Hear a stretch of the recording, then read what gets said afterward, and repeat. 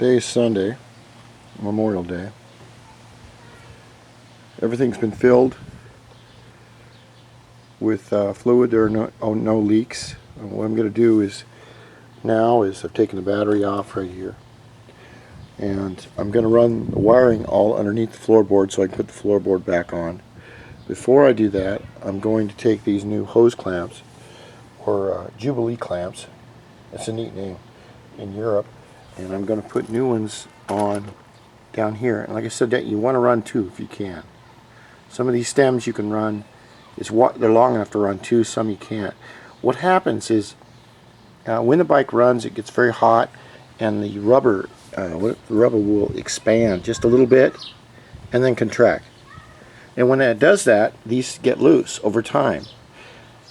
Now with these little bikes, the problem with the Jubilee or hose clamps is that after you get all your plastics on, it's very hard to adjust them in some places.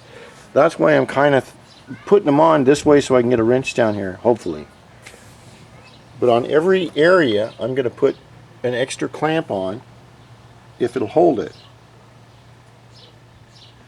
to where I feel that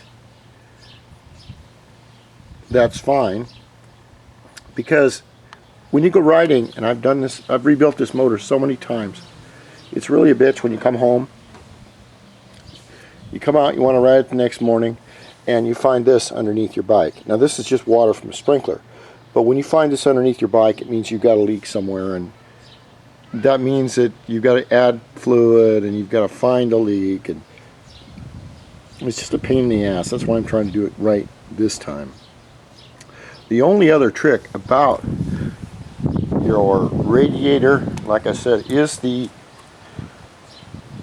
here's a runoff bottle, whatever you want to call it. Now what I've done here is I've adapted a little plastic deal on the cap, and the tube goes all the way down to the bottom, which is fine. But if I want to twist the cap off right here, this is not glued in here, and this will just rotate around the stem, which is fine.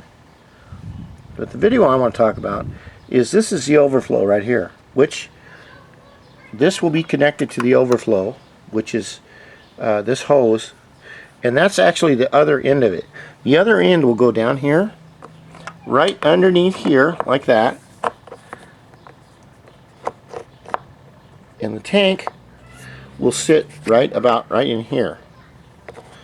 Now the reason I do that is because suppose you're on a really big run, high-speed run, and your bottle starts to overflow. Your feet can get a little wet. That's scary because you don't know what's going on. Also, you can be, with all the plastics on, you can be able to tell, all right, the leak is coming from the overflow, which is fine.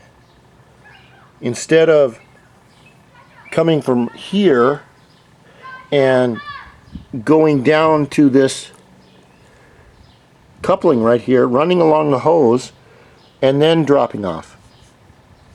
So that's just one more way of fine-tuning the bike so that it'll work better. It looks a little lopsided, but that's all right. Everything on here is working just perfect as far as I want it to. I just have to take today and get a few cups of coffee and put it together. On that note, the next video I'm going to make is on the starter unit, which I've been asked to do.